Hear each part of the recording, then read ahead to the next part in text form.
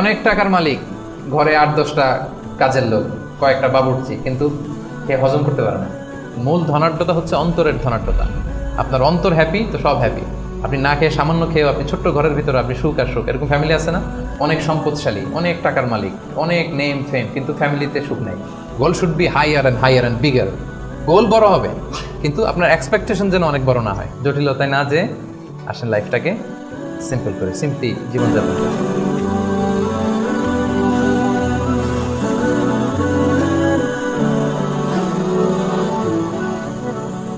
السلام عليكم ورحمة الله تعالى وبركاته. نحمده ونصلي على رسوله الكريم. أما بعد فأعوذ بالله من الشيطان الرجيم. بسم الله الرحمن الرحيم. من عمل صالحا من ذكر أو أنثى وهو مؤمن فلنحيينه حياة طيبة ولنجزينهم أجرهم بأحسن ما كانوا يعملون. صدق الله العظيم. আলহামদুলিল্লাহ, আল্লাহ রাব্বুল ইজ্জত ওয়াল জালালের দরবারে শুকরিয়া জ্ঞাপন করছি যে আল্লাহ তাআলা আমাদের সবাইকে IIUM বাংলাদেশ কমিউনিটির আয়োজনে আজকের এই গ্র্যান্ড কিয়ামুল লাইলের প্রোগ্রামে বেলালের সূরাতে একত্রিত হওয়ার সুযোগ করে দিয়েছেন। আমরা সবাই আল্লাহ রাব্বুল ইজ্জত ওয়াল জালালের দরবারে শুকরিয়া জ্ঞাপন করছি। আমরা সবাই পড়ছি কালিমাতুশ শুকর, আলহামদুলিল্লাহ।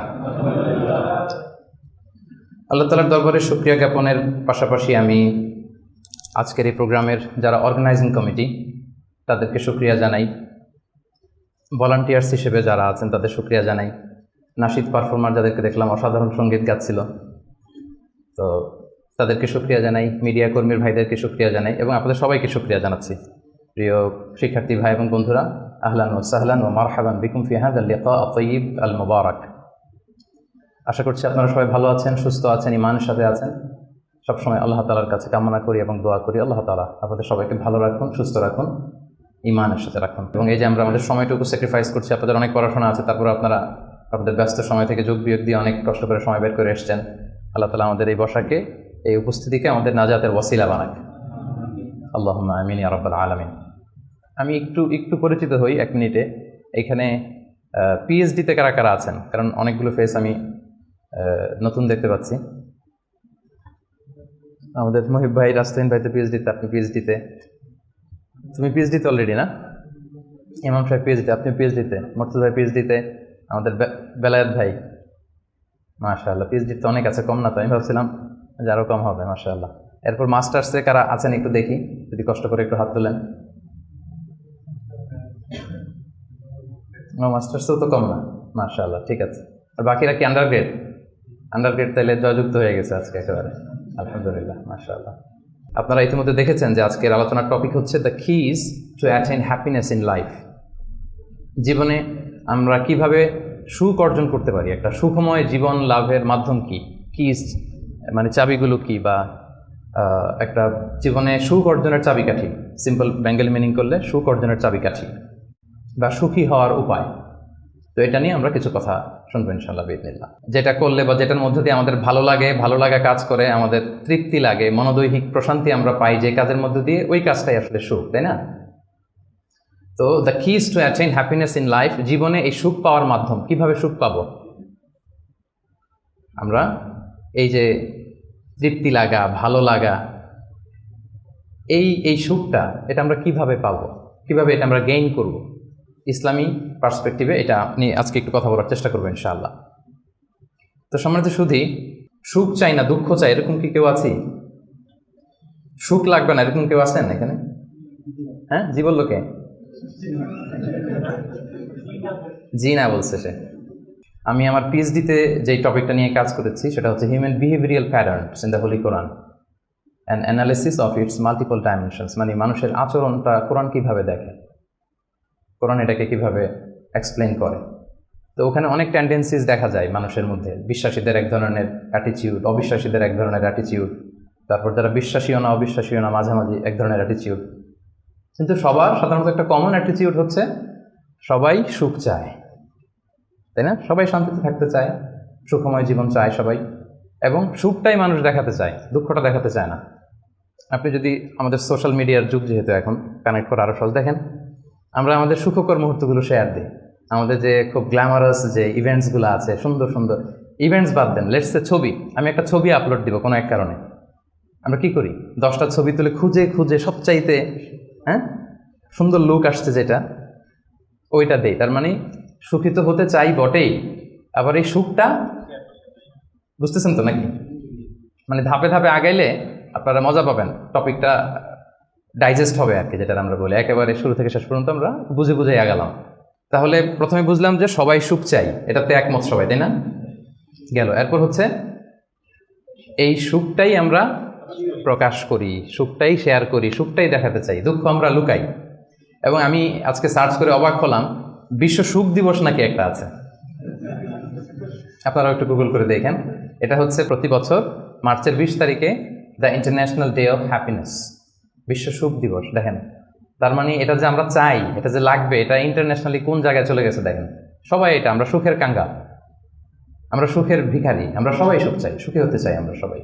আর একটা মৌলিক কথা আলোচনা শুরুতে খেয়াল রাখলে সামনের পয়েন্টসগুলো আমার বোঝাতে সুবিধা হবে, সেটা হচ্ছে এই পৃথিবীর সুখটা হচ্ছে টেম্পোরারি। এটা কি একমত সবাই?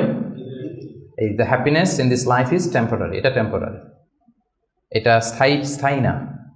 আপনি সুখ পাবেন, আপনি সুখী হবেন, আবার দেখবেন দুঃখ চলে আসছে, সুখের পরে দুঃখ, আবার সুখ, এই যে this is the circle of life, সুন্নাতুল্লাহি ফিল আরদ।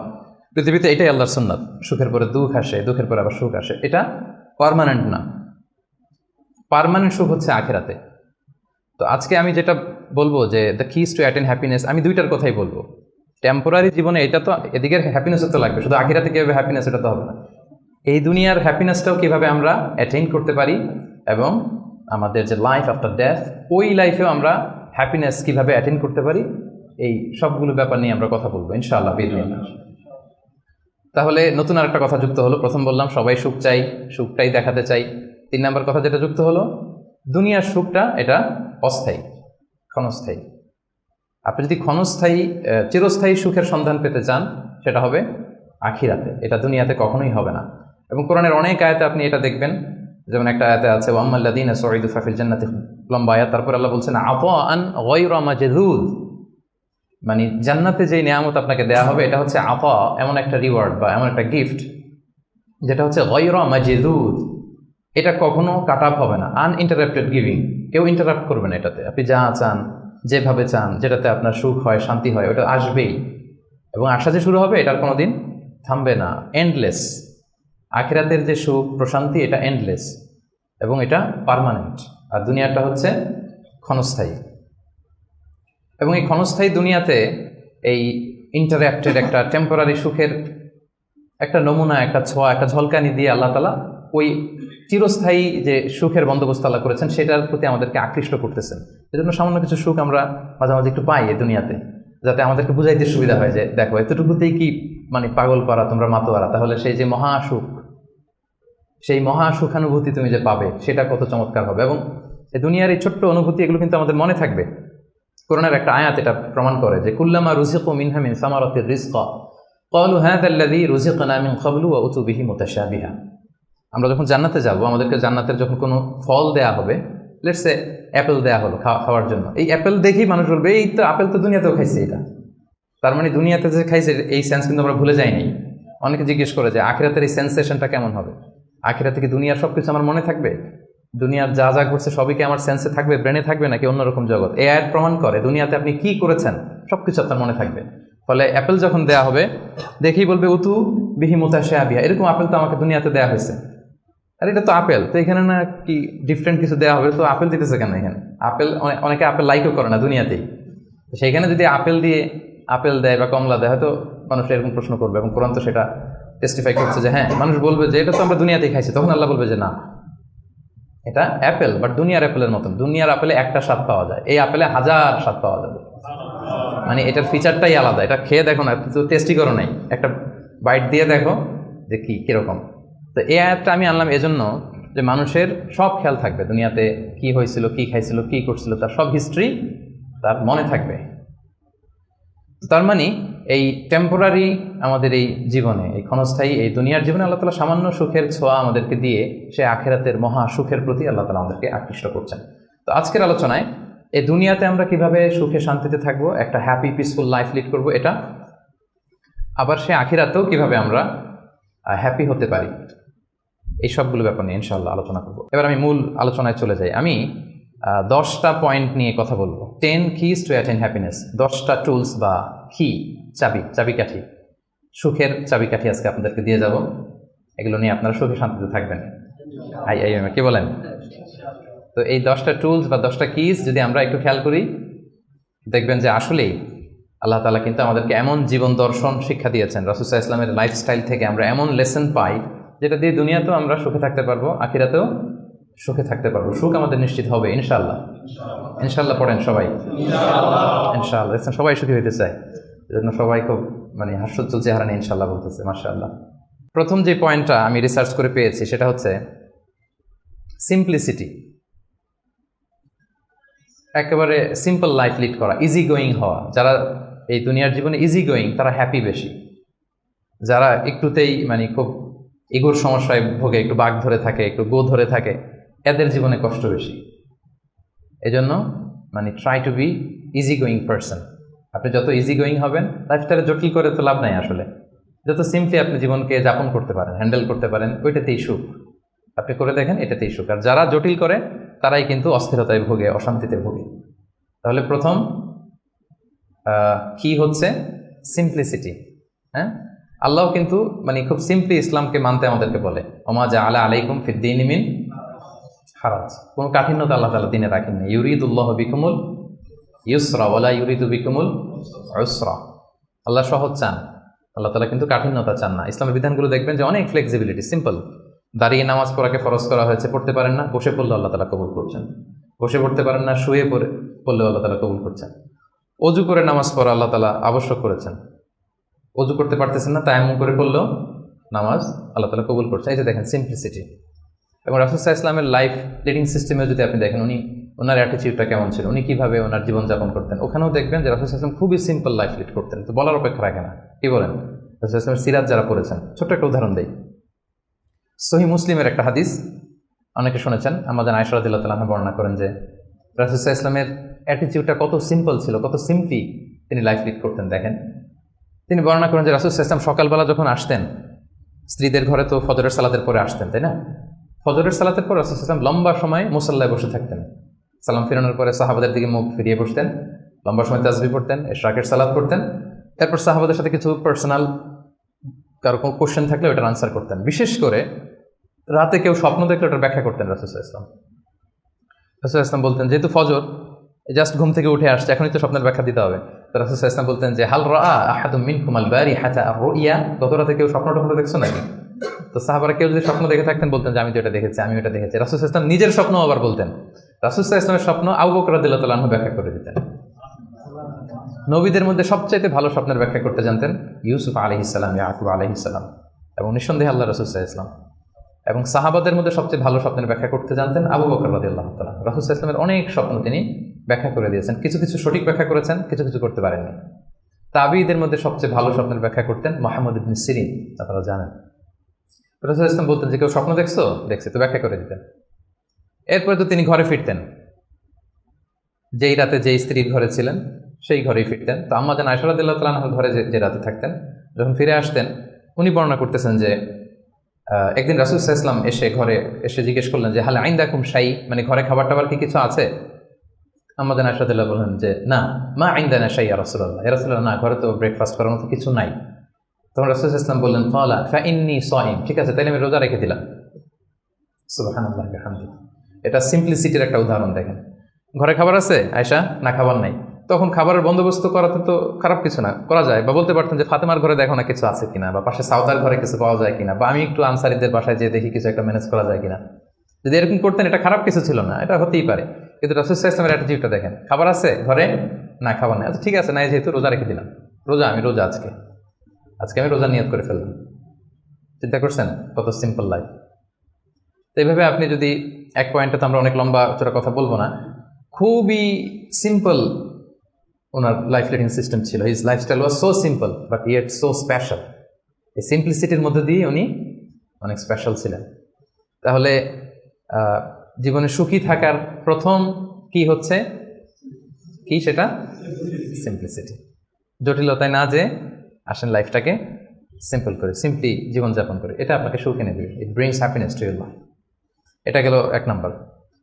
2 নাম্বার, আপনার সেকেন্ড কি টু অ্যাটেইন হ্যাপিনেস, এটা হচ্ছে টু ফরগিভ আদার্স, অন্যকে ক্ষমা করে দেয়া। আপনি যদি ক্ষমা করে দেন মানুষকে, আপনি সুখে থাকবেন, শান্তিতে থাকবেন। আমাদের হয় চলতি পথে আমাদের বন্ধুদের মধ্যে বা আমাদের প্রতিবেশীর সাথে বা আমার কলিগের সাথে বা আমাদের সমাজে অনেকের সাথে অনেকের নানা সময় এমন বিভেদ ঝগড়া এটা তৈরি হতে পারে, ফলে মনের মধ্যে ক্ষোভ, অশান্তি, ইভেন জেলাসিও আসতে পারে। কিন্তু এটা যদি আপনি কারোর প্রতি যদি রাগ, ক্ষোভ এটা পুষে রাখেন, ইট বার্নস ইউর সেলফ ইনসাইড, এটা ভিতরে আপনারা জ্বালাবে। যারে হিংসা করতেছেন, যার ব্যাপারে ক্ষোভ রাখতেছেন, এর কোনো ক্ষতি হয় না। ক্ষতি হয় যে এই ক্ষোভটা লালন করে, এই রাগটা যে ঝেড়ে ফেলতে পারে না হৃদয় থেকে, যে মন থেকে মানুষকে ক্ষমা করতে পারে না, সে কষ্ট পায়, অশান্তি নেমে আসে, দুঃখ নেমে আসে। আর যে সিম্পলি ক্ষমা করে দেয় সবাইকে, সে মানে সুখী একটা জীবনযাপন করতে পারে। এবং এটা জরিপেও, গবেষণাতেও দেখা গিয়েছে যে যে অন্যকে সহজে ক্ষমা করে দেয় সে হ্যাপি লাইফ লিড করে। তাহলে 2 নাম্বার কি? ফরগিভনেস, ক্ষমা করে দেয়া। এটাও আমরা রাসূল সাল্লাল্লাহু আলাইহি ওয়াসাল্লামের জীবনীতে যদি দেখি, রাসূল সাল্লাল্লাহু আলাইহি ওয়াসাল্লাম কি পরিমাণে যে ক্ষমা করেছেন, তো আপনারা নিজেরাও জানেন যে কত ঘটনা। ওনার পুরো জীবনীটাই তো ক্ষমা, সবসময় ক্ষমা করে দিতেন, মনে দুঃখ পুষে রাখতেন না কখনো। এবং সাহাবাদেরকে বলতেন তোমরা ক্ষমা করে দাও। এক সাহাবী এসে বললেন, ইয়া রাসূলুল্লাহ, আমার তো অনেক কৃতদাস, ওরা শুধু কাজে ভুল করে, ওদেরও কি একটু পানিশমেন্ট দেওয়া উচিত না? রাসূল সাল্লাল্লাহু আলাইহি ওয়াসাল্লাম বলতেন না। তো কি করবো? ক্ষমা করে দাও। কয়বার করবো? বলে দিনে প্রতিদিন কমপক্ষে 70 বার। যতবার তুমি আল্লাহর কাছে ক্ষমা চাইবে ততবার ক্ষমা করবে। যতবার আল্লাহর কাছে ক্ষমা পেতে চাও ততবার ক্ষমা করবে। ফিলোসফিটা বুঝতে পারছেন? আমরা আল্লাহর কাছে ক্ষমা চাই, কিন্তু আমরা একে অপরের ক্ষমা করতে পারি না। আল্লাহ তাআলা বলেন যে তুমি ক্ষমা করো, আমি তোমার ক্ষমা করে দেব। তুমি ক্ষমা করো তোমার ভাইদের, আমি তোমার ক্ষমার ব্যবস্থা করতেছি। তো এই জন্য আমরা যেন ক্ষমা করি। রাসূল সাল্লাল্লাহু আলাইহি ওয়াসাল্লাম সবসময় ক্ষমা করে দিতেন, কারোর ব্যাপারে মানে ক্ষোভ, রাগ এগুলো কখনোই রাখতেন না।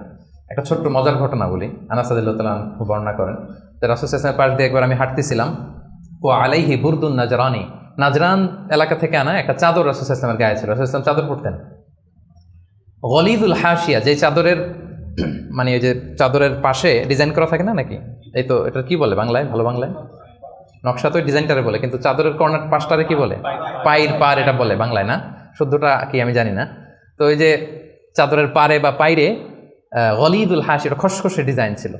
রাসূল ইসলাম গায়ে চাদর মুড়িয়ে আছেন। তো এক বেদুইন আসছে, যার মধ্যে ওইরকম সিভিলাইজেশনের ছোঁয়া লাগে না, সভ্যতার ছোঁয়া লাগে না। সে এসে রাসূল ইসলামের চাদর ধরে টান দিছে, টান দিয়ে বলছে, ইয়া মুহাম্মদ মুরলি মিন মালিল্লাহ, আচিনি মিন মালিল্লাহ, বাইতুল মাল থেকে কিছু দাও আমারে। আসছে ভিক্ষা করতে, আয়সা ধরেন আপনাকে ধরে টান দিল, এরকম জামা ছেড়ে ফেললো, কষ্ট দিল, তো এটা কি হয়? কি করবেন আপনি? মাইর। সহজ সিম্পল একেবারে সলিউশন, মাইর। তো নিশ্চয়ই আমরা রিয়াক্ট করবো, রেগে যাব। বেটা ভিক্ষা যাচ্ছে আমার কাছে, আমার পকেট থেকে টাকা নিবে, সে আমার সাথে খারাপ আচরণ করতেছে, তো আমি তো দেওয়ার কথা না সাধারণত, আমি তো রিয়াক্ট করবো। তো রাসূল সাল্লাল্লাহু আলাইহি ওয়াসাল্লাম কি করলেন দেখেন, টান দিলেন, এই জায়গায় দাগ পড়ে গেল। হ্যাঁ, টান যে দিছে একেবারে রাসূল ইসলামের এখানে চামড়া ছিঁড়ে গেছে, দাগ পড়ে গেছে। রাসূল সাল্লাল্লাহু আলাইহি ওয়াসাল্লাম শুধু এভাবে তাকালেন তার দিকে, তাকিয়ে ফাতাবাসসাম, একটা মুচকি হাসি দিলেন, দিয়ে বললেন, যাও দিয়ে দাও, বাইতুল মাল থেকে কিছু অংশ দিয়ে দাও। মানে ও যে কষ্ট দিল, ব্যাড বিহেভিয়ার করলো, ওইটা দেখারই সময় নাই ওনার। আগে তো দেখবে, তারপরে না রাগ করবে, ফুলে ফেপে উঠবে রাগে, ওটা দেখারই সময় নেই রাসূল সাল্লাল্লাহু আলাইহি ওয়াসাল্লামের। রাসূল সাল্লাল্লাহু আলাইহি ওয়াসাল্লাম বুঝছেন যে তার ওই জ্ঞান নাই, সে চিনে নাই যে আমি রাসূলুল্লাহ, তার মধ্যে ওই সেন্স নাই। বললেন দিয়ে দাও, ওকে দিয়ে দাও, চলে গেল সে, তাও মুচকি হাসি উপহার দিলেন। সুবহানাল্লাহ বিহামদিহি। এই যে পজিটিভ অ্যাটিটিউডের কথা আমরা বলি, অপটিমিস্টিজমের কথা বলি, দেখেন রাসূল সাল্লাল্লাহু আলাইহি ওয়াসাল্লামের জীবন থেকে দেখেন অন্যকে ক্ষমা করে দেওয়ার কি নমুনা তিনি স্থাপন করেছেন। মক্কা বিজয়ের কথা যদি ধরেন, তায়েফের কথা যদি ধরেন, তায়েফে তো তিনি রক্তাক্ত হয়েছেন। তায়েফে যে গেছিলেন রাসূল সাল্লাল্লাহু আলাইহি ওয়াসাল্লামের নিজের কোনো সুবিধা নেওয়ার জন্য নাকি? তায়েফবাসীদেরকে জাহান্নামের আগুন থেকে বাঁচাতে, তাই না? কিন্তু তারা কি করলো? অত্যাচার করলো, পাথর মারলো, রক্তাক্ত করলো। রাসূল সাল্লাল্লাহু আলাইহি ওয়াসাল্লাম তাদেরকেও ইনস্ট্যান্ট ওই জায়গায় ক্ষমা। এমন না যে ভেবে দেখি ক্ষমাটা করবো কি করবো না, কাল পরশু দেখি, ভেবে চিন্তে যদি ভাল লাগে ক্ষমা করে দিলাম, আর না হলে না করলাম, এটা না, ইনস্ট্যান্ট ক্ষমা। মক্কা বিজয়ের দিন কি হলো? ঘর থেকে বিতাড়িত করা হলো, রাসূল সাল্লাল্লাহু আলাইহি ওয়াসাল্লামের উপর শারীরিক নির্যাতন, মেন্টাল প্রেশার, ওনার মেয়েদেরকে তালাক দেওয়া হলো। রাসূল সাল্লাল্লাহু আলাইহি ওয়াসাল্লাম যখন নামাজ পড়তেন উঠে নারী ভুঁড়ি চাপিয়ে দেওয়া হতো, এলাকা থেকে নির্বাসন। কিন্তু অষ্টম হিজরিতে যখন মক্কা বিজয় করে আসলেন তখন কি হলো? ভয়ে সবাই যখন কাঁপছিল উনি কি বললেন, লা তাসরিবা আলাইকুমুল ইয়াউম, তোমাদের প্রতি কোনো প্রতিশোধ আমার নেই। ইয়াগফিরুল্লাহু লাকুম ওয়া হুয়া আরহামুর রাহিমিন, আল্লাহ তোমাদের ক্ষমা করুক, তিনি মেহেরবান। ইযহাবু ফানতুমুত তালাকা, চলে যাও, ক্ষমা করে দিলাম আমি। জীবনের পরতে পরতে রাসূল সাল্লাল্লাহু আলাইহি ওয়াসাল্লামের আপনি বায়োগ্রাফি দেখলে দেখবেন পরতে পরতে একটা মানুষের ক্ষমা করার জন্য যেন মুখিয়ে থাকতেন তিনি, কখন ক্ষমা করবেন। তো এটা আপনি মানুষকে ক্ষমা করতে শিখেন, আপনি সুখে থাকবেন, আপনি সুখী হবেন। You will be happy at the end, শেষে অবশেষে আপনারই বিজয় হবে, আপনি সুখী হবেন, আপনি হ্যাপি হবেন। তো এটা হচ্ছে 2 নাম্বার পয়েন্ট, দ্য কি টু অ্যাটেইন হ্যাপিনেস। 2 নাম্বার কি? ক্ষমা করা, ফরগিভনেস। তাহলে কয়টা বললাম? প্রথমটা কি ছিল? সিম্পলিসিটি, জটিল করে লাভ নাই, লাইফটাকে সিম্পলি লিড করেন। 2 নাম্বার কি? ক্ষমা করবেন। সবাই করবেন, ক্ষমা করে দেন, দেখবেন যে আপনি ভেতর থেকে একটা প্রশান্তি, মনোদৈহিক প্রশান্তি আপনি অনুভব করছেন।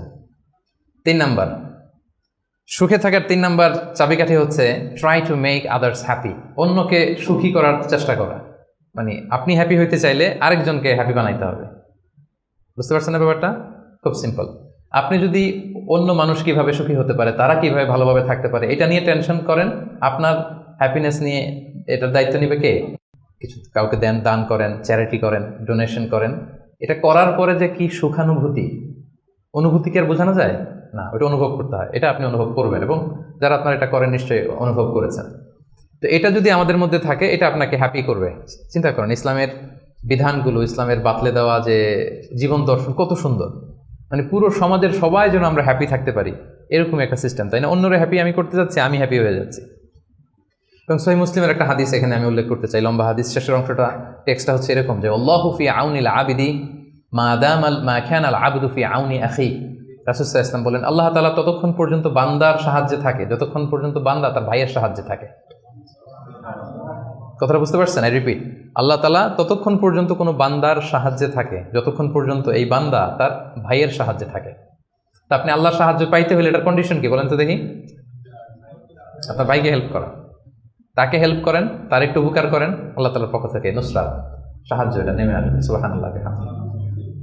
তার অন্যের প্রতি ভালো যেটা করেন, এই ভালোটা আপনার দিকে ফিরে আসে। অন্যের প্রতি শুভকামনা, এটা রিটার্ন হয়ে আপনার দিকেই ফিরে আসবে। So try to make others happy, অন্যকে সুখী করার চেষ্টা করা, এটা আপনাকে সুখী করবে। 3 নম্বর পয়েন্টটা বুঝতে পেরেছেন? আচ্ছা, 4 নম্বর পয়েন্ট হচ্ছে, সুখে থাকার 4 নম্বর মাধ্যম হচ্ছে be grateful with what you have. আপনার যা আছে এটা নিয়েই গ্রেটফুল থাকেন, কৃতজ্ঞ হন। যেটা আছে, আমরা যেটা করি, আমার যেটা আছে এটা নিয়ে আমি তৃপ্ত না, আমি অন্যদের গুলো দেখে হাহুতাশ করি, কিন্তু আমার মাঝেই যে আনন্দ নেয়ার কত কিছু আছে, এটা আপনি একটু খেয়াল করে দেখেন না, একটু খেয়াল করে দেখেন। এবং আল্লাহ তাআলা বলছেন যে ওয়া ইয তাআযানা রাব্বুকুম লা ইন শাকারতুম লা আযীদান্নাকুম ওয়া লা ইন কাফারতুম ইন্না আযাবি লাশাদীদ, যে তোমরা যদি শুকরিয়া করো আমি নিয়ামত বাড়িয়ে দেব, আর যদি কুফরি করো অকৃতজ্ঞ হও তাহলে আমার শাস্তির মুখোমুখি কিন্তু তোমাকে হতে হবে। তাহলে শুকরিয়া করলে আল্লাহ তাআলা বাড়িয়ে দেয়। তো এই জায়গাটাতে আমাদের বড় ঘাটতি, আমাদের যা আছে, what I have I am not happy with that, এটা নিয়ে আমি সুখী না। মনে হয় যে ওইটাতে মনে হয় সুখ, ওই জায়গায় যেতে পারলে আমার জীবনটা একেবারে খুব আমি আনন্দিত হতাম।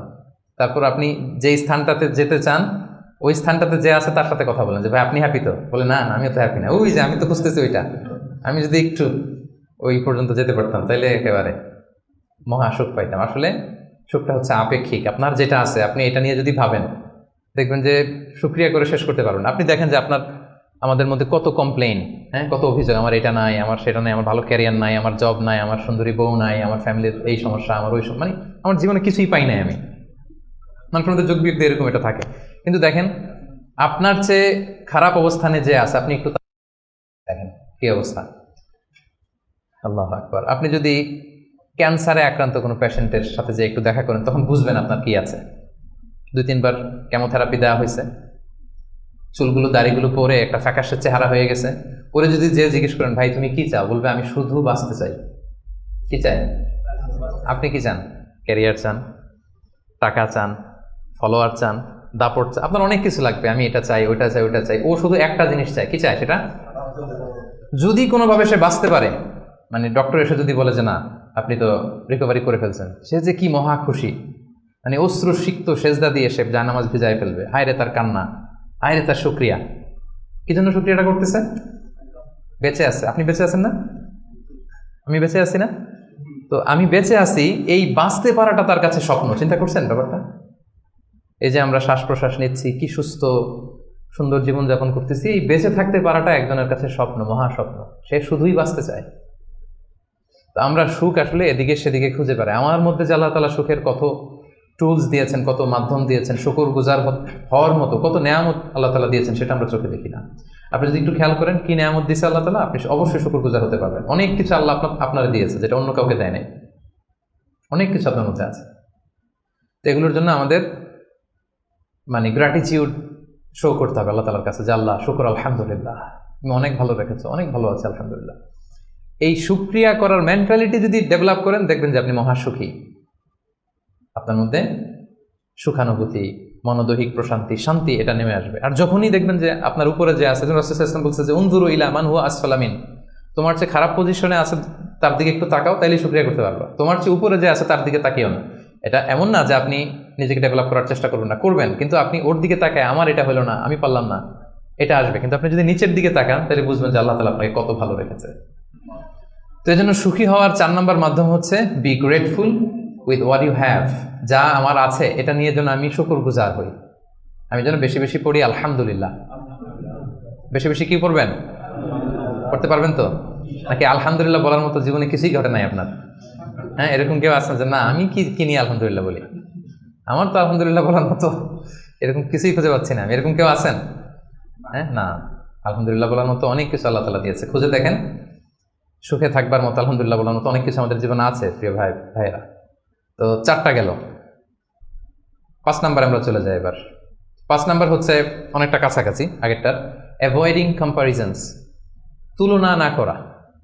আমরা অনেক সময় নিজেকে অন্যদের সাথে তুলনা করতে যে অশান্তিতে ভুগি, এটা কিন্তু হয়। কম্পারিজন করলেই অশান্তি নেমে আসে। এটা খেয়াল রাখবেন যে আল্লাহ তাআলা এই পৃথিবীতে আপনাকে একজন unique, a very unique person হিসেবে পাঠিয়েছেন। প্রতিটি মানুষ অনন্য এই পৃথিবীতে, প্রত্যেকটা মানুষ, কারোর সাথে কারো তুলনা হবে না। সো আপনি যদি দেখেন যে না ওর তো সফলতা বেশি, ওর তো এটা বেশি, ওর এটা হয়ে যায়, এটা হচ্ছে আপনার একটা হাইলাইটেড রিল। ফেসবুকে একটা নতুন রিল বের করছে না, এইটার সাথে কম্পেয়ার করলে হবে না। ইংরেজিতে একটা কি যেন বলে যে the grass is always green out of the fence, মানে বাইরে থেকে বাগানের ঘাস খুব সবুজ লাগে, কিন্তু বাগানে যে বসে দেখবেন না ওদিকে তো হলুদ হলুদ ঘাস আছে, মরা ঘাস, লাল ঘাস, এটা সেটা, কিন্তু বাইরে থেকে গল্ফ মাঠ দেখলে কেমন লাগে? ওরে আল্লাহ, এত গ্রিন। গল্ফ মাঠে যে বইটা দেখেন যে কি খসখসে রুক্ষ, কিরকম, আরো কিছু ঘাস আছে, সুন্দর না? অসুন্দরটা কাছে গেলে দেখা যায়, দূর থেকে আপনি বুঝবেন না। তো আপনি যাদের গ্ল্যামারাস লাইফ দেখে আপনি হাহুতাশ করেন, বুক চাপড়ান, এটা হচ্ছে হাইলাইটেড রিল ফেসবুকের, মানে ওইটাই তার মূল লাইফ না। হ্যাঁ, that is not the total picture. কারণ শুরুতেই তো বলছি, দেই কোনটা আমরা ফেসবুকে? কথা বলেন, স্পেশাল ইভেন্টগুলো দেই আমরা। আমার দুঃখের ওটা তো আমি লুকাই, আমরা লুকাই, ওটা তো আমরা দেখাই না। সো অন্যের হাইলাইটেড রিল দেখে যেন হাহুতাশ না করেন। আপনি একজন অনন্য মানুষ, আল্লাহ তাআলা আপনার মধ্যেও এমন কিছু ক্যাপাসিটি, ক্যাপাবিলিটি দিয়েছে, এটা দিয়ে আপনি বিশ্ব জয় করতে পারেন আপনি। সো আপনি অন্যের সাথে কম্পেয়ার করবেন, আপনি নিজেকে ডেভেলপ করবেন, মানে compete with your self instead of others. অন্যের সাথে কম্পিট না করে নিজেকে try to B the best version of your self in every single day. প্রতিদিন আপনি ট্রাই করে নিজেকে আপনার মানে শ্রেষ্ঠ ভার্সনে পরিণত করেন, নিজের সাথে নিজে কম্পিট করেন। কিন্তু তুলনা করতে গেলে অশান্তিতে ভুগবেন যে ওর তো এত টাকা স্যালারি, আমার তো, ওর তো এত এত অ্যাচিভমেন্ট, আমার তো নাই, ওর এইটা আমার নাই। এভাবে কম্পেয়ার করতে গেলে আপনি দুঃখী হবেন, অস্থিরতায় ভুগবেন। জন্য এই কম্পেয়ারটা করা যাবে না। এবং রাসূল সাল্লাল্লাহু আলাইহি ওয়াসাল্লামকে আল্লাহ তাআলা দেখেন কি চমৎকার করে কোরআনে নির্দেশ দিয়েছেন সূরা তাহার ভেতরে, ওয়ালা তামুদ্দান্না আইনাইকা ইলা মা মাত্তা'না বিহি আজওয়াজাম মিনহুম যাহরাতাল হায়াতিদ দুনিয়া লিনাফতিনাহুম বিহি। মানে নবী হে, কাফিরদের এক দলকে আমি দুনিয়াতে দাপট দিয়েছি, ক্ষমতা দিয়েছি, ধন সম্পদ ঐশ্বর্য দিয়েছি, ওইদিকে যেন আপনার চোখ না যায়। আল্লাহ তাআলা কাকে বলতেছেন? রাসূলুল্লাহ সাল্লাল্লাহু আলাইহি ওয়াসাল্লামকে বলতেছেন যে কাফেরদের মধ্যে থেকে একদলকে আমি অনেক ধন সম্পদ দাপট অনেক কিছু দিয়েছি, আপনি ওইটা দেখে মন খারাপ করেন না, মানে কম্পেয়ার করতে যায় না, আমার এটা নাই, আপনারা যে আমি কত কিছু দিছি, আপনাকে তো নেয়ামত দিয়ে আমি ধন্য করে ফেলেছি। তো রাসূল সাল্লাল্লাহু আলাইহি ওয়াসাল্লামকে আল্লাহ তাআলা এই নির্দেশনা দিয়েছেন। আরেকটা আয়াত শোনাই, সূরাতুল গাফিরে বলছেন, সূরাতুল মুমিন যেটা, ফালা ইয়াগরুরকা তাকাল্লুবুহুম ফিল বিলাদ। নবী হে, কাফিররা এই দুনিয়াতে বড় বড় সফর করে, বিশাল ক্যারাভান নিয়ে যায়, অনেক লাভ করে নিয়ে আসে, এটা সেটা, তাদের জীবনের এই চাকচিক্য দেখে এটা দেখে এটা যেন আপনাকে ধোকায় না ফেলে দেয়। আপনি এটার সাথে নিজেকে কম্পেয়ার করবেন না। আপনি নিজের সেলফ ডেভেলপমেন্টের চেষ্টা করবেন, আপনার রোলটা আপনি প্লে করবেন, প্রপার সময়ে প্রপার রেসপন্সটা আপনি করবেন, কিন্তু আপনার সাথে আপনি আরেকজনকে কম্পেয়ার করবেন। এই কম্পেয়ার করার কারণে আমাদের সমাজে, আমাদের জীবনে অনেক অশান্তি তৈরি হয়। এই কম্পারিজনটাতে কিন্তু ক্ষতি। এই পয়েন্টটা বুঝতে পারছেন? কম্পারিজন করবেন না, কারণ প্রত্যেকে আমরা অনন্য একজন মানুষ। অ্যাভয়েডিং কম্পারিজনস, আপনি যখনই এই তুলনা বাদ দিবেন দেখবেন যে আপনি হ্যাপি। তুলনা করলেই, কারণ নিচের দিকে তো আর তুলনা করবেন না, করবেন কোথায়? এইটা নাই, ওইটা নাই, আমার এটা হইল না, আমার সাথে কেন হয়, আমার কেন এত দুঃখ। এই কম্পারিজন যখন করবেন অস্থিরতা আসবে। এই পয়েন্টটা ক্লিয়ার? আচ্ছা, মাশাআল্লাহ, 5টা চলে গেল। 6 নাম্বার, এটা খুব ইন্টারেস্টিং। 6 নাম্বার পয়েন্ট যেটা আমি লিখেছি সেটা হচ্ছে পিস অফ মাইন্ড। এই যে শুরুতে কে যেন সংজ্ঞায় বললো যে মনের সুখ, তো এই যে মনের সুখটাই আসল সুখ, আমরা যে বাংলায় বলি, এই পয়েন্টটা হচ্ছে এটাই, মনের সুখই আসল সুখ। আপনার মন, আপনার হৃদয়টা, আপনার হার্ট, আপনার সোল, এইটা মানে পিস অফ মাইন্ড আছে কিনা এইটা আপনি খেয়াল করবেন। বাহ্যিক অনেক জিনিস আপনার মানে চোখ ধাঁধানো মনে হতে পারে, ওইটা কিন্তু আসলে সুখ না।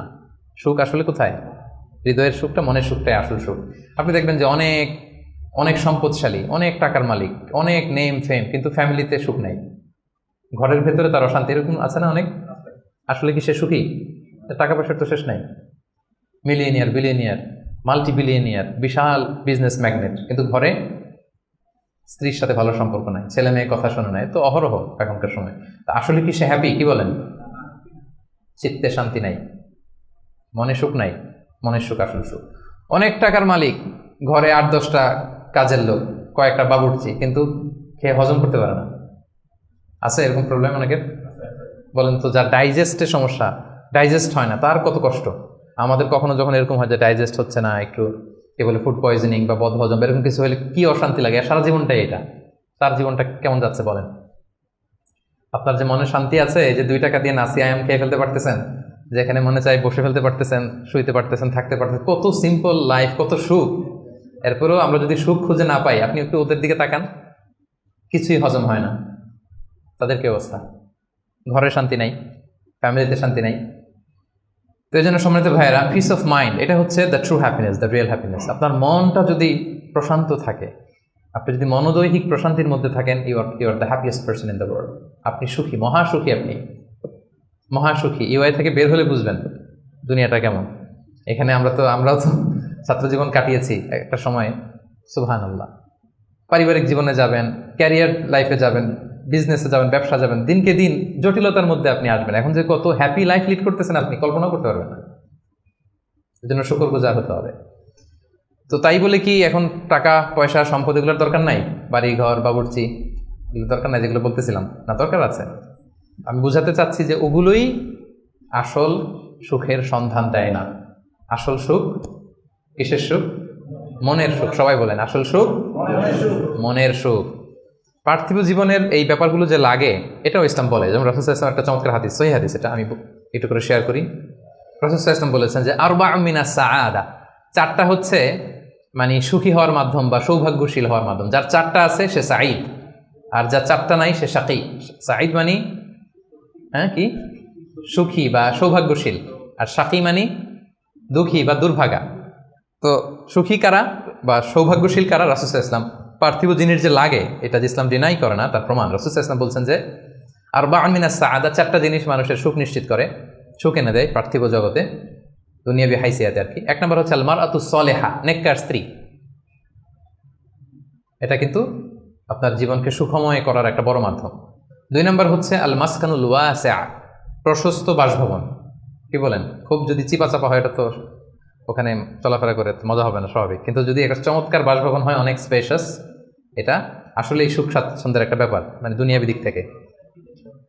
3 নম্বর হচ্ছে ওয়াল জারুস সালেহ, ভালো প্রতিবেশী, গুড নেইবার। কি বলেন? আরবিতে কি বলে?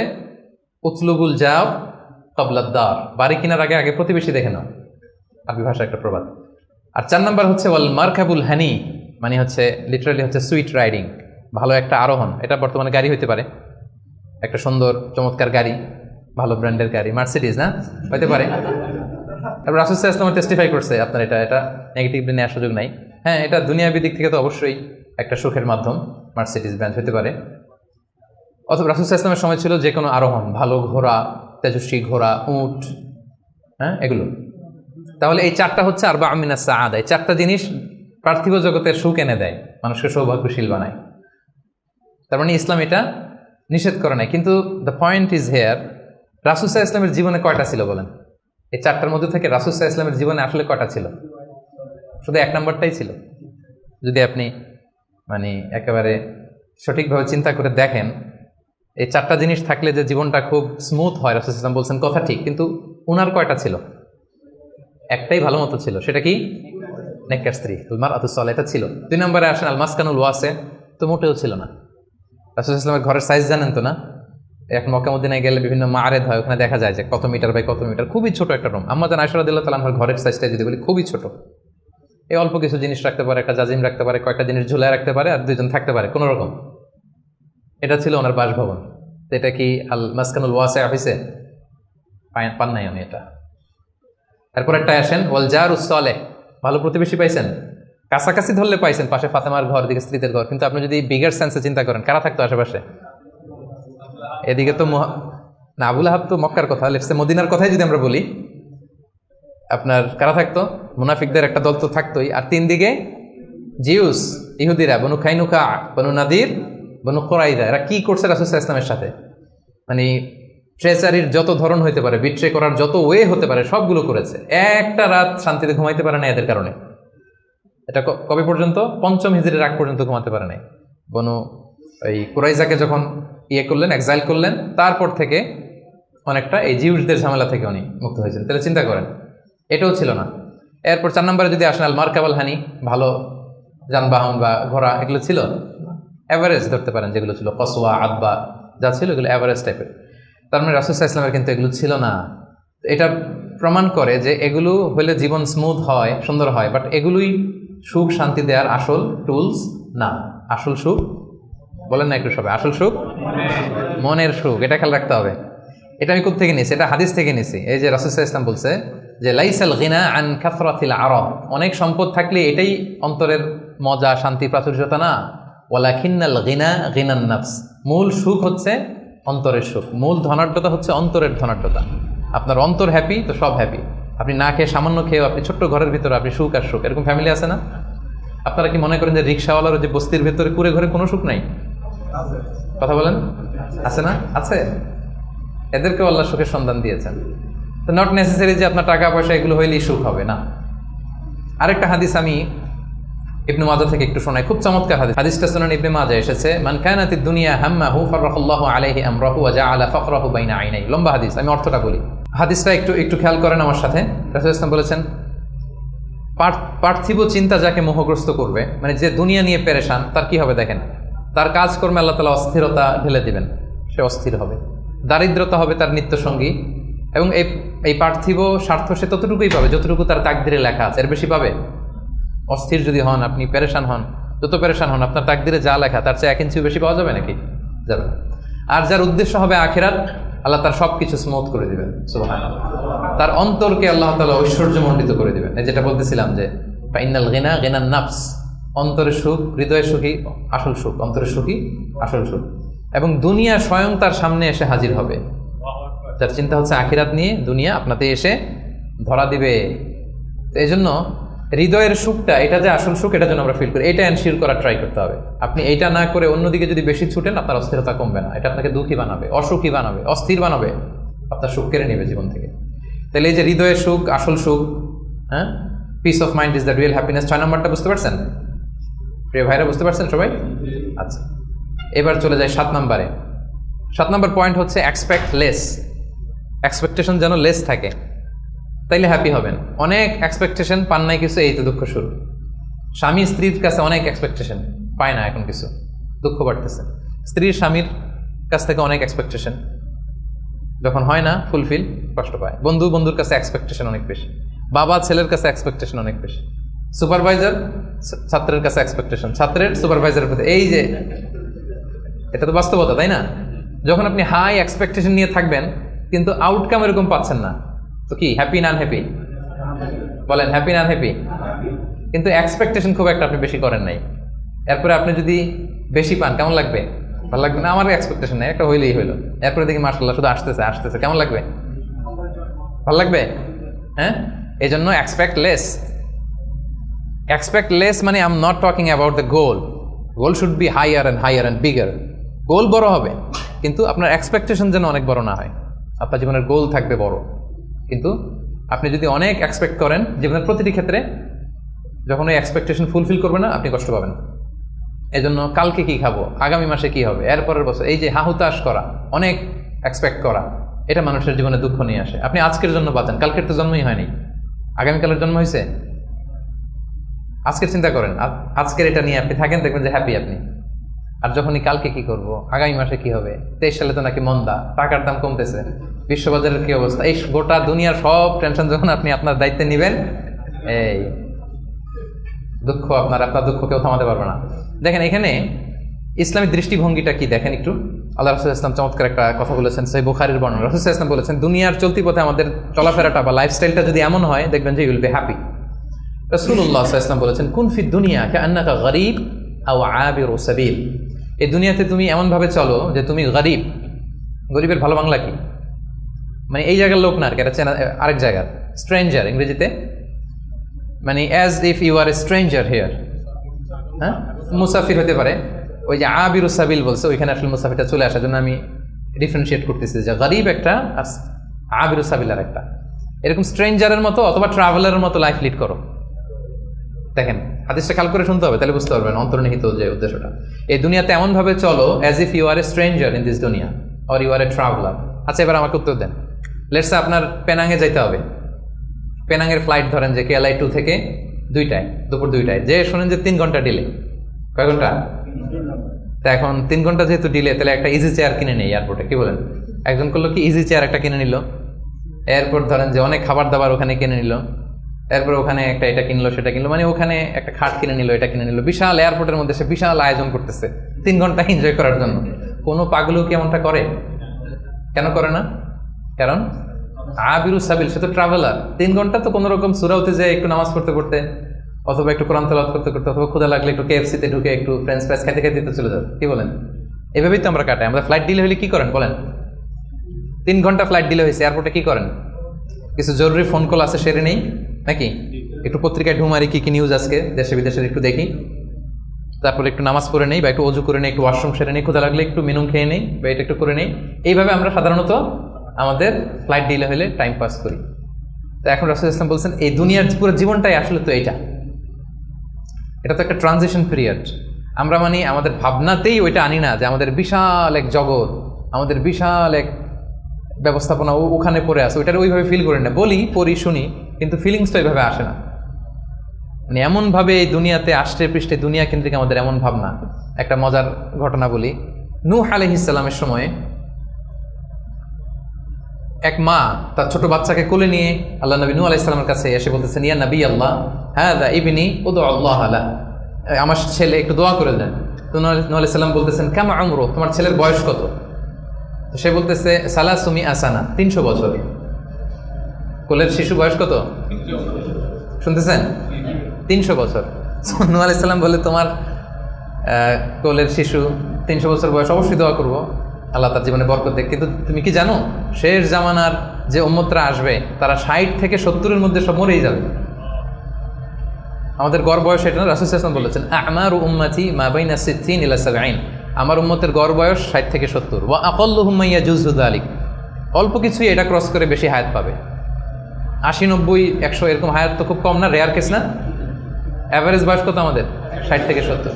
তো বলতেছে যে তুমি যে দোয়া চাইলা, ভালো, আমি দোয়া করি, তবে জেনে রেখো শেষ জামানার উম্মতদের গড় বয়স হবে 60 থেকে 70। এই কথা শুনে তো মহিলা বলে, ইয়া নবী আল্লাহ আয়াবনুন আল বুয়ুত, তাহলে তারা কি দুনিয়াতে ঘরবাড়ি বানাবে?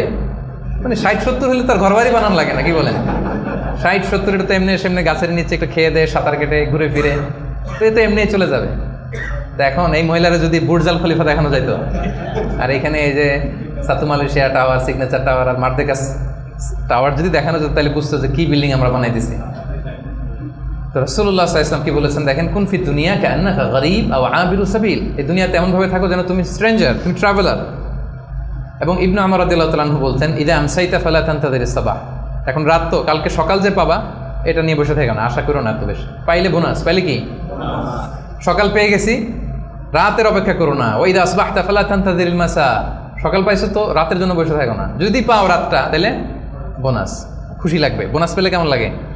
আর যদি আপনি এক্সপেকটেশন নিয়ে রাখেন যে আমি তো 1000 বছর বাঁচবো, এখন দেখেন যে সন্ধ্যাবেলা আজরাইল চলে আসছে, তখন সব একেবারে বেঁচতে যাবে। এজন্য এক্সপেক্ট লেস, তাহলে সুখে থাকবেন। কিন্তু বনি আদমের দেখেন আরেকটা হাদিস না বললেই না, রাসূল সাল্লাল্লাহু আলাইহি ওয়াসাল্লাম বলছেন যে আমাদের প্রত্যাশার ইয়েটা কত বেশি।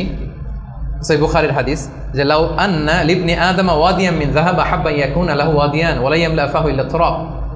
আমাদের প্রত্যেককে যদি একটা করে স্বর্ণের পাহাড় দিয়ে দেওয়া হয়, আমাদের যে চাই আরও লাগবে, টেন্ডেন্সিটা এমন। রাসূল সাল্লাল্লাহু আলাইহি ওয়াসাল্লাম উপমা দিয়ে বোঝাচ্ছেন আমাদের প্রত্যেককে একটা করে যদি স্বর্ণের, যদিও বলা হচ্ছে ভ্যালি, উপত্যকা বোঝানোর জন্য বলছি, দুই পাহাড়ের মধ্যবর্তী জায়গাকে ভ্যালি বলে, লেটস ধরেন পাহাড়ের সমান, আমাদের প্রত্যেককে একটা করে পাহাড়ের সমান স্বর্ণের পাহাড় যদি আমাদেরকে দিয়ে দেওয়া হয়, আমাদের টেন্ডেন্সি হবে যে আরেকটা কীভাবে পাওয়া যায়। এটা হচ্ছে আমাদের টেন্ডেন্সি, এবং কবরে যাওয়ার আগ পর্যন্ত এই চাহিদা কমবে না। আচ্ছা বলেন, একটা পাহাড় কেন? 1000 কেজি স্বর্ণ পাইলে তো আমরা 14 গোষ্ঠী খেয়ে তো শেষ করতে পারবো না, পারবো? তারপর আমাকে দেয়া হলো উহুদ পাহাড় পরিমাণ একটা স্বর্ণের পাহাড়, এরপর আমার আরেকটা কেন লাগবে এটা বোঝান, কেন লাগবে? কিন্তু হিউম্যান বিং এর নেচার, যারা আছে বেশি সে চায় বেশি, তার ডিমান্ড বেশি, তার এক্সপেকটেশন বেশি। এজন্য সম্পদ হইলেই যে সুখ আসবে এমন না। খেয়াল রাখবেন, মানুষ যত ধনী হয় তার রিজিকের পেরেশানি তত বাড়ে, কিন্তু ধনী হয়েছিলই রিজিকের পেরেশানি কমানোর জন্য। কি বলেন? এই যে আমরা ধনী হইতে চাই কেন? যাতে রিজিকের টেনশনটা কমে, হ্যাঁ, একটা সুন্দর লাইফ লিড হয়। কিন্তু যত ধনী হচ্ছি পেরেশানি কি বাড়ে না কমে? বলেন তো। এই জন্য expect less, you will be happy. এই পয়েন্টটা বুঝতে পারছেন? আচ্ছা, 8 number, do not expect gratitude from anyone. কাছাকাছি কিন্তু একটু ভিন্নতা আছে। কারো কাছ থেকে আপনি গ্র্যাটিটিউড আশা করে বসে থাকবেন না। মানে অন্য কেন আমার কাজের অ্যাপ্রিসিয়েট করলো না, আমার কেন থ্যাঙ্কস দিল না, হ্যাঁ, আমার মূল্যায়ন করলো না, আমার দাম দিল না, আমার নামটা নিল না, এরকম হয় না সমাজে? আছে না যে আমার নামটা তো নিল না, কি বলেন, আমার তো মূল্যায়ন করলো না, আমার তো দাম দিল না, ওরে আমি দেখে নিব। এইটা যখন আপনার মধ্যে আসবে যে আমারে কেন অ্যাপ্রিসিয়েট করে না, আমাকে মূল্যায়ন কেন করে না, এই তো আপনি আপনার সুখ নষ্ট করে দিলেন। এই টেন্ডেন্সি থেকে বেরোতে হবে না।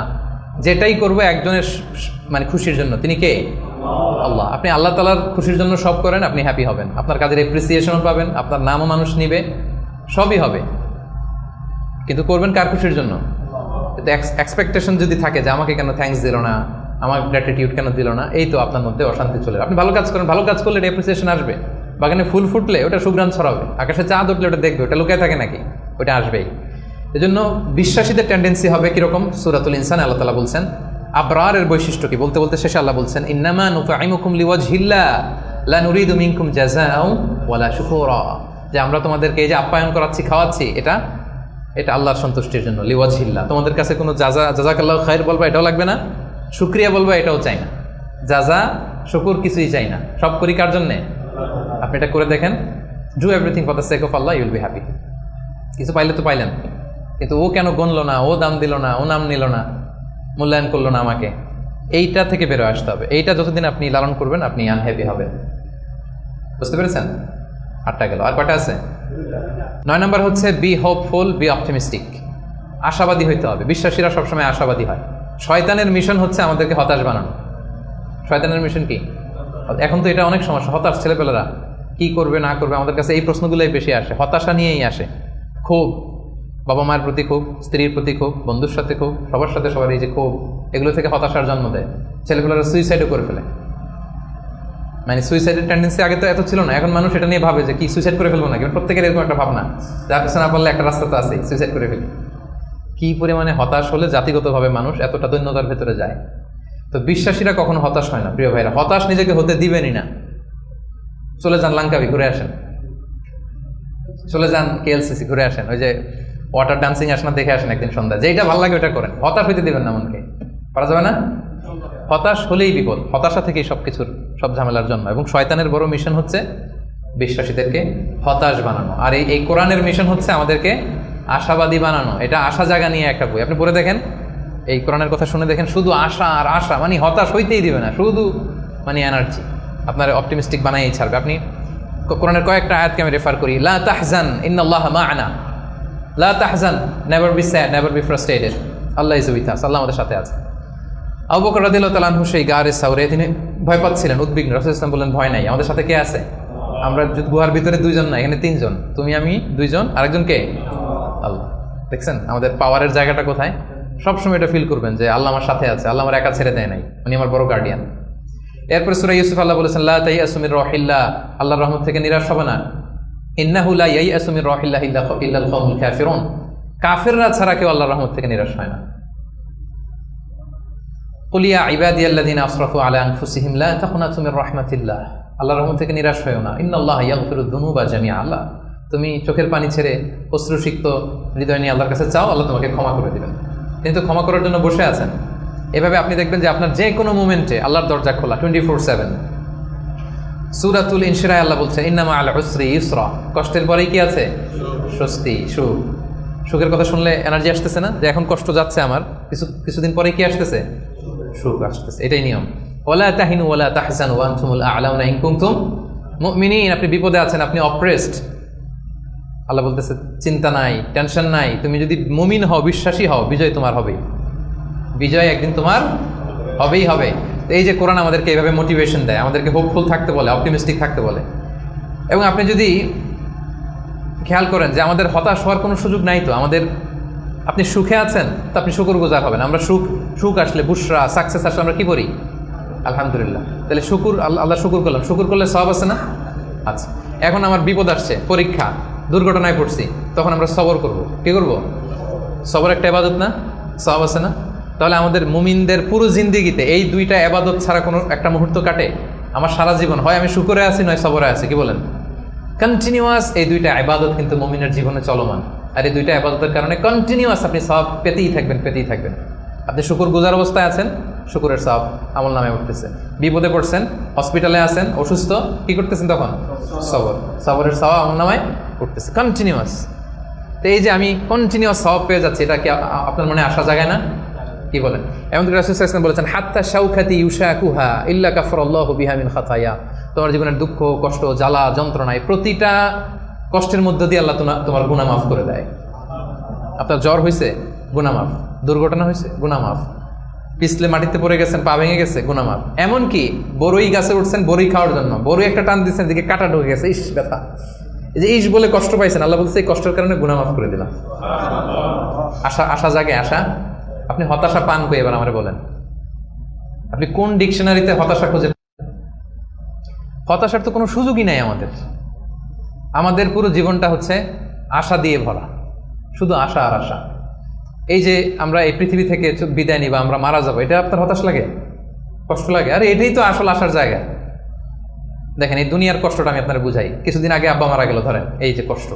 এরপরে গেল আম্মা, আহারে কষ্ট। এরপর বউ মারা গেল, আহারে কষ্ট। এই দেখেন কষ্ট, অন্যান্য কষ্ট বাদ দিলাম, আমার প্রিয়জনরা যে আমার থেকে বিদায় নিচ্ছে একটার পর একটা, আমার তো ক্ষত বিক্ষত হচ্ছে না হৃদয়? আমি কষ্ট পেতে আপনি কত কষ্ট পাবেন? ওইখানেই কষ্ট আছে আপনার? ওইখানের কথা ভাবলেই আরে আমার বউরে তো আমি ওখানে পাবো, আরে আমার দাদাকে তো আমি ওইখানে পাবো, আমার আব্বাকে আমি এত ভালোবাসতাম, আমার আব্বার ওইখানে পাবো আমি। বিশ্বাসে যদি হয়, আমার আব্বা, আম্মা, স্ত্রী, দাদা, দাদি মিলে আজীবন আতান গায়রা মাজজুজ, চিরকাল ওখানে থাকবো। তো মৃত্যুকে তো মুমিন ভয়ই করেন, এটা তো একটা আনন্দের বিষয়। আচ্ছা, আর উদাহরণ দিয়ে বলি, আপনি আছেন মালয়েশিয়াতে, আপনার জীবনের সবচাইতে কাছের মানুষ, প্রিয় মানুষ আপনার আব্বা, উনি থাকে আমেরিকাতে, 10 বছর আপনার দেখা নেই। এখন বলা হলো তোমার গ্রাজুয়েশনও শেষ, ইউএসএর ভিসাও হয়েছে, তুমি মালয়েশিয়া থেকে ইউএসএ যাবা, তোমার সবচেয়ে বড় গার্ডিয়ান তোমার আব্বার সাথে দেখা করতে। খুব কষ্ট লাগবে না আপনার? কি লাগবে বলেন না কেন? কেমন লাগবে আপনাদের? আপনি মহা খুশি হবেন না? আপনার বাবা, আপনার পিতা, আপনার সবচেয়ে বড় গার্ডিয়ান, তার সাথে আপনি দেখা করতে যাবেন। বলেন, আমাদের জীবনের মরণের সবচেয়ে বড় গার্ডিয়ান কে? আল্লাহ। আমার সবচেয়ে বড় অভিভাবক কে? আপনার অভিভাবক কি চিনেন না এখনো? আমাদের সবচেয়ে বড় অভিভাবক কে বলেন তো? আল্লাহ। তো সেই অভিভাবকের কাছে আমি যাবো, আমি তো খুশিতে বাকবাকুম হয়ে বসে আছি, কবে যাব? এটা ফিল করতে হবে না? আমার আব্বা ইউএসএ তে থাকে, 10 বছর পরে আমার সবচেয়ে বড় অভিভাবক, আমার আব্বার কাছে যাবো, ওইটাতে আমি এত খুশি। আমার জীবন মরণ দুনিয়া আখিরাতে সবচাইতে বড় গার্ডিয়ান, সবচাইতে বড় অভিভাবক। আমার বাবা আমাকে যত বেশি ভালোবাসে তার চেয়ে আমাকে বেশি ভালোবাসে আমার আল্লাহ। আমার মা আমাকে যত বেশি ভালোবাসে তার চেয়ে আমাকে বেশি ভালোবাসে আল্লাহ। আমি আমাকে, আমার সত্তাকে যত বেশি ভালোবাসে, আমার চাইতে আমাকে বেশি ভালোবাসে কে? তো সে আল্লাহর কাছে আমি যাব। আপনার কি আশা জাগতেছে না? এরপরে দুনিয়াতে যত কষ্ট হয়েছে সবগুলোর তো বিচার ওই দিন হবে। হাইকোর্টে গেছেন, বিচার পান নাই, বিচার বসছে গ্রামে, বিচার পান নাই, অনেক আনসেটেল জিনিস দুনিয়াতে আনসেটেল, এগুলো সেটেল হবে না ওই দিন। তো আসল খেলা তো ওইখানে। আসল হাসি তো আমরা ওইদিকে হাসবো, আমাদের আসল হাসি সুখ সব তো জমা পড়ে আছে ওইখানে, ওটা তো ফিল করতে হবে। এখন হতাশ হওয়ার স্কোপ আপনি কোথায় পেয়েছেন এবার বলেন আমাকে। হতাশ হবে না? হতাশ হওয়া যাবে? আমাদের হতাশ হতে চাইলেও ঘুরে ফিরে সুযোগ নেই। খুব চাচ্ছি একটু হতাশ হই, একটু টেনশন করি, তারপরেও সুযোগ নাই প্রিয় ভাইরা। তাহলে কি ছিল 9 নাম্বার? হোপফুল হইতে হবে। এই যে আমি যতগুলো বলছি একটাও কি গোজামিল দিয়ে বললাম নাকি, যে কোনো রকম গোজামিল দিয়ে আপনাদেরকে আমি একটু হোপফুল বানানোর চেষ্টা করছি? আসলে কি গোজামিল না মহাসত্য এটা? আপনি হতাশ হন কিভাবে? আপনি তো এখান থেকে শান্তি খুঁজবেন, প্রশান্তি খুঁজবেন, আপনি তো আরো আশাবাদী হয়ে উঠবেন। তাইলে হতাশ হওয়া যাবে না। 10 নম্বর, রিমেম্বারেন্স অফ আল্লাহ, সর্বশেষ সুখী হওয়ার মাধ্যম। এটা দিয়ে শুরু করার কথা ছিল, কিন্তু এটা দিয়ে শুরু করলে বলবো যে এই যে ওয়াজ শুরু করছে।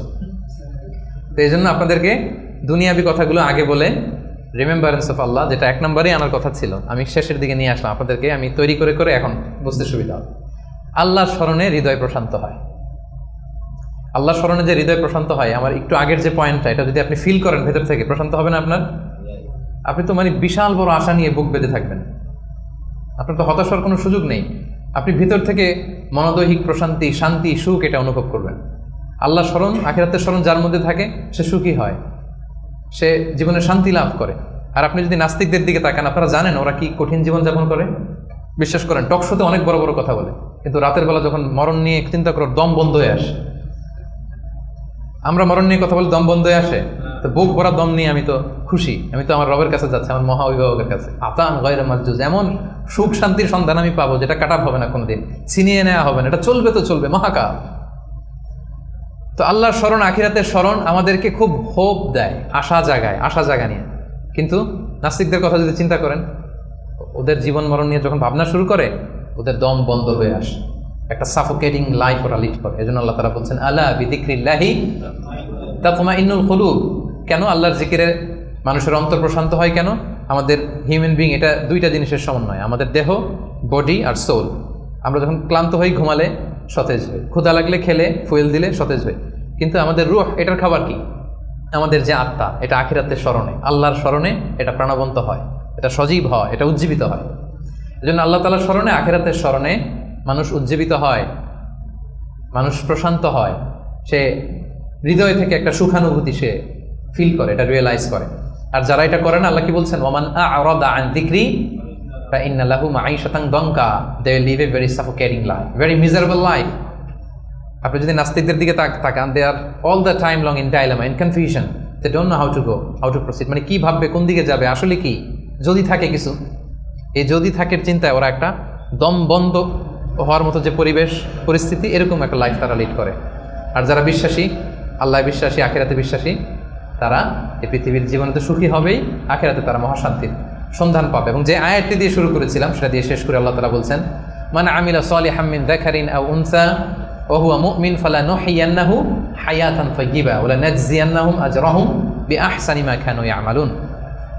সৎ কর্ম সম্পাদনকারী কোনো মুমিন ব্যক্তি, নারী হোক পুরুষ হোক, যে আমি 10টা যা বললাম, এটা সামহাও হয় ইমানের সাথে সম্পৃক্ত, নয় সৎকর্মের সাথে সম্পৃক্ত। এটা দুইটা যদি কেউ নিশ্চিত করে, আল্লাহ বলে ফালানুহইয়ান্নাহু হায়াতান তাইয়্যিবা, আমি গ্যারান্টি দিচ্ছি, আমি কমিটমেন্ট দিচ্ছি, আমার প্রোক্লেমেশন, আমার ডেক্লেয়ার, যে আমি তাদেরকে হায়াতে তাইয়্যিবা, মনে করেন আল্লাহ হায়াতে তাইয়্যিবা দান করুক আপনাকে, বলি না বাংলায়? হায়াতে তাইয়্যিবা মানে একটা পবিত্র জীবন, একটা সুখময় জীবন, একটা শান্তিময় জীবন আমি তাদেরকে দান করব। এজন্য আল্লাহ তাআলার স্মরণে মানুষের হৃদয় প্রশান্ত হয়। আল্লাহর স্মরণে, আখিরাতের স্মরণে যাদের হৃদয় প্রশান্ত হয়, এদের দুনিয়াতে যে কোনো কষ্ট নাই, সমস্যা নাই তা না, আছে অভাব অনটন আছে, দুর্ঘটনা আছে, কিন্তু এগুলো তাদেরকে উদ্বিগ্ন হতে দেয় না। কথা বুঝতে পেরেছেন?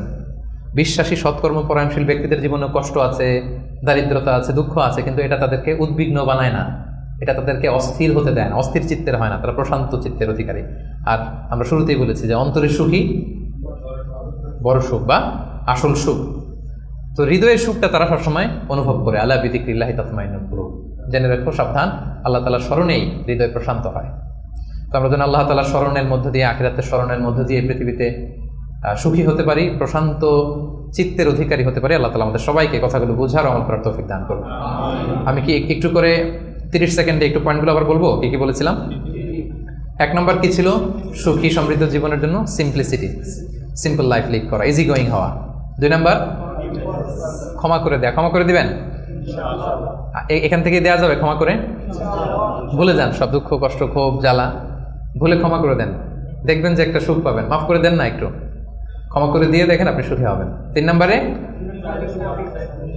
Try to make others happy, অন্যকে সুখী করার চেষ্টা করা, রাইট। 4 নম্বরে be grateful with what you have, যেটা আছে এটা নিয়ে আমি শুকরগুজার যেন হয়, এটা আমাকে সুখী বানাবে। 5 নাম্বার অ্যাভয়েডিং কম্পারিজন, তুলনা কমানো, ও এত ড্যাশিং লাইফ, ওর এত গ্ল্যামারাস লাইফ, ওর এত, এগুলো বাদ দিয়ে আমার যেটা আছে সেটা নিয়ে যেন আমি আরো নিজেকে সমৃদ্ধ করতে পারি, এটা আপনাকে সুখী বানাবে। 6 নম্বরে কি ছিল? Piece of mind. এটাই হচ্ছে কিন্তু এটা হচ্ছে আজকে বলা যায় টেক অ্যাওয়ে মেসেজ। আজকের আলোচনার টেক অ্যাওয়ে মেসেজ কি? Piece of mind is the real happiness. মনের সুখী আসল সুখ। বলেন, মনের সুখী আসল সুখ। সো আপনার এই মনের সুখ পাচ্ছেন কিনা, এই সুখকে আপনি কখনো নষ্ট করবেন, এটাই আসল সুখ। আচ্ছা, 7 নম্বরে কি ছিল? এক্সপেকটেশন লেস, মানে এক্সপেক্ট লেস, অল্প প্রত্যাশা করা। বেশি প্রত্যাশা করলে না মিললে কষ্ট, আর অল্প প্রত্যাশা করছি পাইছি অনেক, তাহলে হ্যাপি। আচ্ছা, 8 নম্বরে do not expect gratitude from anyone, অন্যের থেকে গ্র্যাটিটিউড, শুকর, থ্যাংক ইউ, অ্যাপ্রিসিয়েশন এগুলোর জন্য বসে না থাকা। আচ্ছা, 9 নম্বরে কি ছিল? বি হোপফুল, বি অপটিমিস্টিক, আশাবাদী হওয়া, নিরাশ হওয়া যাবে না। আর নিরাশ হওয়ার কোনো সুযোগই তো আজকে আমরা পেলাম না, অনেক ট্রাই করে, কি বলেন? সো নিরাশ মোটেও হওয়া যাবে না। আর 10 নম্বরে কি ছিল? রিমেম্বারেন্স অফ আল্লাহ, আলা বিযিকরিল্লাহি তাতমাইন্নুল কুলুব, আল্লাহর স্মরণের মধ্যে দিয়ে হৃদয় প্রশান্ত হয়। আল্লাহ তাআলা আমাদের সবাইকে একটা হ্যাপি পিসফুল, মানে life with full of contentment, tranquillity, একটা হ্যাপি অ্যান্ড পিসফুল লাইফ যেন আমরা লিড করতে পারি। আল্লাহ তাআলা আমাদের সবাইকে তৌফিক দান করুন। হাদা মা ইনদি ওয়াল ইলমু ইনদাল্লাহ আলাইহি তাওয়াক্কালতু ওয়া ইলাইহি উনীব। আসসালামু আলাইকুম ওয়া রাহমাতুল্লাহি তাআলা।